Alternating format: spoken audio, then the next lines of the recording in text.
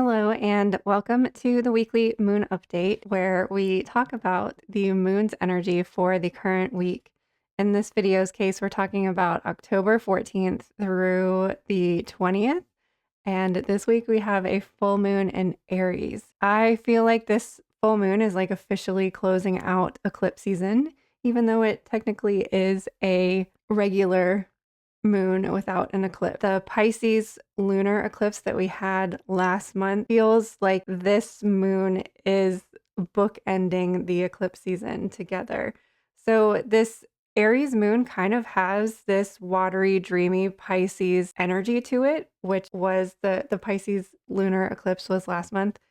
And I don't know, I just feel like this moon is allowing us to figure out what coals we want to keep smoldering throughout the colder winter, darker months of fall and winter. So I do think that this fire Aries moon still has this ability to burn away things that you're releasing, but I do feel like there is this need to kind of kindle some sort of underlying energy, dream, goal, desire that you want to kind of like make sure it doesn't go out. Like you want to hold on to it. Make sure those coals don't disintegrate and fall into the ashes. Like things that you want to keep alight, that you want to keep within your heart, that you want to cherish and continue to feed. What fires do you want to continue to feed? So we're going to be talking about the Aries full moon as well as the other zodiac signs that the moon will be transversing through this week. And we're also going to have some oracle messages for the collective. So if you want to jump around to just the different parts of the week that you're interested in or those oracle messages, those timestamps are always in the description box below. I always want to make sure that everybody knows that, just in case you're not watching this when it premieres on Sunday evening. And it takes me a long time to like get those timestamps in there, so I want to make sure that people are using them if they need them. So let's jump into the moon energy for this week.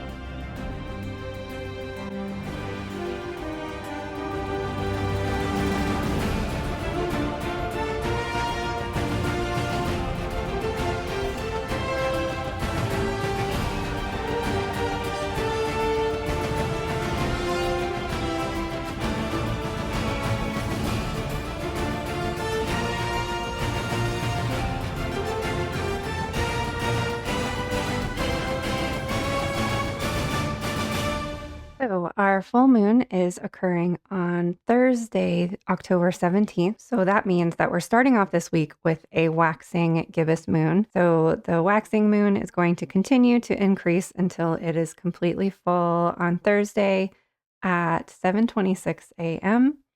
So then the end of the week, we will have a waning gibbous moon, meaning the light and energy is decreasing. We're starting off Monday with a waxing gibbous Pisces moon. And for those of you who have been here for a while, I don't like starting off a week with a water sign. However, that's what we have this week. We're just going to have to deal with it. Water signs can be a little bit emotional.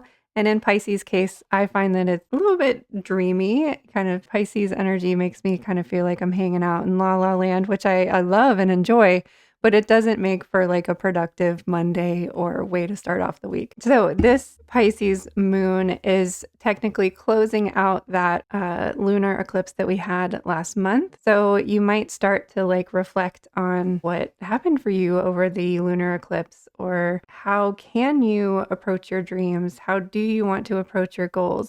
I feel like this Pisces moon is kind of ushering us into the Aries full moon that we're having on Thursday, because it's highlighting your dreams again. What are those coals that you want to continue to smolder and burn and crackle throughout the winter that you want, like what are those things that you want to bring into next year. So we'll be in Pisces energy all day Monday and for most of Tuesday as well. Around 4:34 is when we're moving into the Aries energy, which is going to put us into that full moon energy. So Aries from Tuesday evening all day Wednesday and for most of Thursday as well. So we'll be hanging out in the Aries energy until Thursday afternoon. At 4 o'clock is when we'll move into Taurus. So Wednesday evening is like going to be a good time to do your full moon activities because Thursday we're technically going to be in Taurus energy. So if you want to tap into that Aries energy, I would recommend, well, Tuesday evening or Wednesday evening if you want to tap into that fire, smoldering coal energy. So I don't know. I feel like this Aries full moon is like really significant for us, and it makes me feel like we need to like, what are the things that like you feel like you can't live without? What are like, and I mean specifically like dreams or goals or how you like envision your life to be, like what are those things that like you feel like will help get you there, and allowing everything else to fall away. So it feels like holding on to, I just keep seeing like holding on to this light and these like smoldering coals. Imagine if you can hold smoldering coals in your hand. Like, what are those things that like, and you can even envision like seeds instead. Like, what are those seeds that you know that you've already planted that will maybe need to, like, some seeds need to overwinter under the ground in the cold before they can actually sprout. That's why sometimes they recommend you put seed packets in the refrigerator or in the freezer before you plant them so that the seeds have that, like, they need that like underground cold hibernation. Or I don't know, like I'm envisioning like all these different things that might apply to different people, like seeds needing to be like cultivated underground in the frost, coals that need to be like kept alive throughout the winter, or even I don't know, like a dragon's egg that needs to be like nestled in this nest and like protected and held on to, and allowing just everything else that's like surrounding or preventing or trying to like break into or smother or sabotage this dream, this nest egg, these coals, this light that you want to protect, and allowing all of those things to fall away, protecting this thing, and just allowing those fears and that doubt that's inhibiting and sabotaging and preventing, allowing all of those things to burn away. So start thinking about the things that fuel your fire, that will help keep your fire going throughout the colder months. And then Thursday, late afternoon, we're going to move into Taurus energy for the start of the weekend. So Taurus will be Friday and most of Saturday as well. Again, we're having like afternoon transition times this week. They're all like around 4 o'clock, 4:30, 4 o'clock, 4:07, 4:07 Saturdays when we move into Gemini, making for the start of a playful or an end to a playful weekend. So first of all, Taurus energy is going to help bring us back down to the ground. Like Aries fire can be kind of activating, stimulating, invigorating, and Taurus is grounding, stabling, steadying. So getting like really fired up and ready for something, and then Taurus kind of anchors you into that energy and allows for us to take one step at a time instead of like Aries just wants to like jump off of that finish line and go really fast. Aries, even though the Knight of Swords is an air card, Aries energy has that Knight of Swords energy of just jumping into things without even thinking it through. And Taurus kind of lets us slow down a little bit and say, hey, let's think this through, let's make a plan. And Gemini comes after that to like see both sides of it. Like I see like how do we hold on to this energy of inspiration and fire and excitement, but also have a plan and stay grounded and steady and anchored. So how do we blend those two energies together so that we can move forward? Gemini is an air sign that's also going to bring in like new ideas and also excitement. It's going to fan those flames, but at the same time kind of anchor you in. like the Aries and the Taurus energy. Our card for today is from the Shaman's Dream Oracle by Colette Baron Reed and Alberto Volodo, and we have the Unmarked Trail.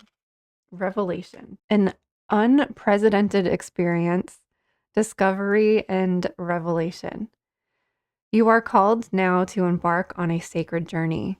The Arthurian knights in their past for the Holy Grail had to make sure to take an unmarked trail that no one had ever followed, or they would not accomplish their goal. Likewise, you must enter the darkest forest of your soul via a route and yet unidentified to find what you seek. The manicured past will bring you only temporary pleasure and later great pain. Stop it. You already know there is no reward at the end of the road that you are following. You are only killing time. Pause, breathe, and commit in your heart to a sacred endeavor. Vow to not look for old solutions that may have worked with past challenges. Get out of character, try the outrageous, and keep your quest private. Now is not the time to speak of the voice that called you to embark on the unmarked trail. That time will come. The unmarked trail can be a sign that you have already made a choice, even if you do not want to be, even if you don't want to acknowledge it. Be at peace with what your heart knows to be true. Your heart has already made up, and your mind will follow. Pack lightly, taking with you only essential beliefs that you know to be trustworthy under all circumstances. The universe has your back. This card very much like describes exactly what I was saying, like packing only those things that you know to be trustworthy under all circumstances. Like that little thing of the things that you know to be true, that the things that you know are going to support you, the things that you know are going to help you accomplish the thing that is on the unmarked trail. I think like when we have dreams and goals and desires and we can't, it's difficult to like envision what that looks like, what that path is going to look like and what that end result is going to look like. But this is where we have to trust. We have to know that these are the things that I hold in my heart that I know to be true, and trying to not worry about how you're going to get there. And just trusting that by believing and surrendering to what it is that you desire, that the universe will make it happen. Because I do think that it's when we start to see that vision come to life and we start to see the things that we wished for come to pass is when I start to freak out and I'm like, oh shit, I manifested that thing. And now you don't know how you're going to get there. You don't know how you're going to make that transition. And so the universe asks us to just continue to believe. Don't start pulling back and doubting and fearing, to keep holding on to those things you know to be real and know to be true and know to be the things that your heart desires, and surrendering to it. It's really hard to do. So this has become a new favorite chakra card for us. Higher consciousness. At any given moment, the consciousness of your highest self is available to you and speaks through you.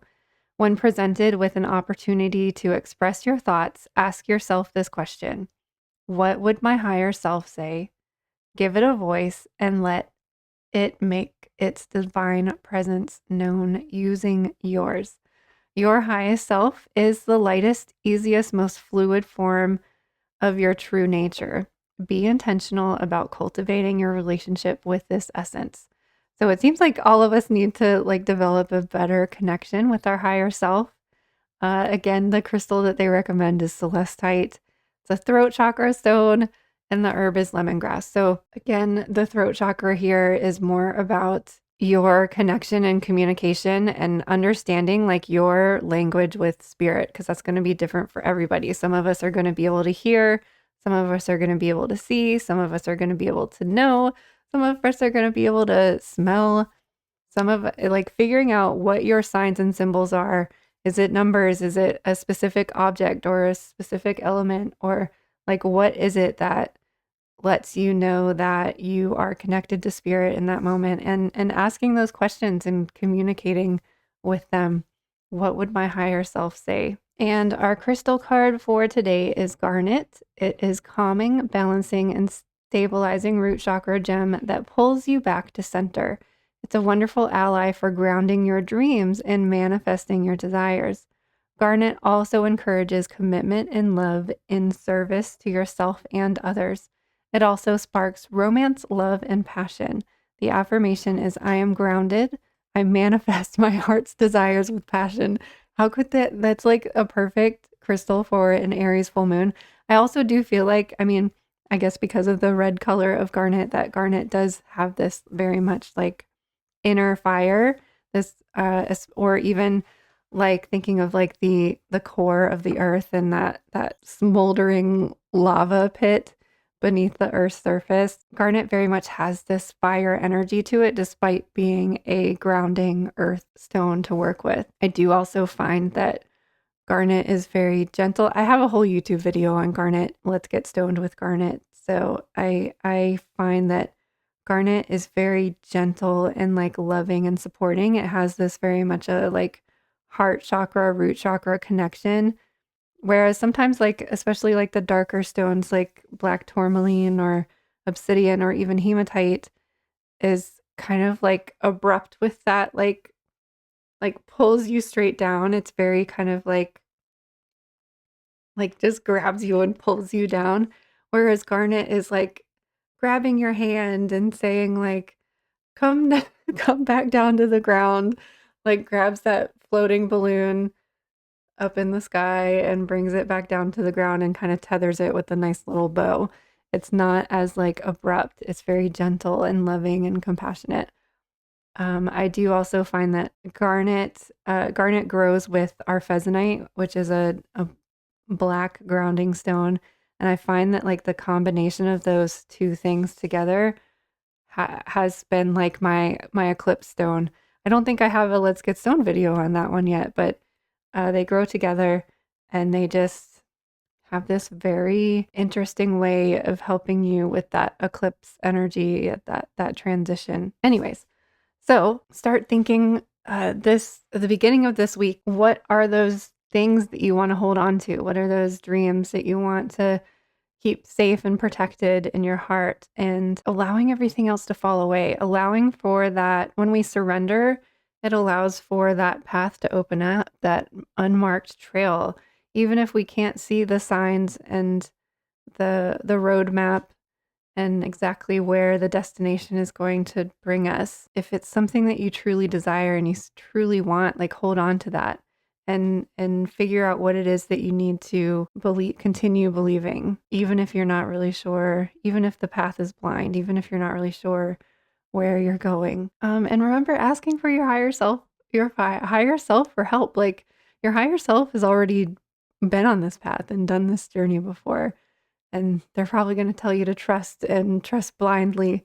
And it's going to feel uncomfortable and it's going to feel difficult. But I don't know. I think we're really being pushed to hold your heart's desire safe. Keep it safe. Keep it safe within your heart. Keep it safe within your heart from even your own doubt and your own fears.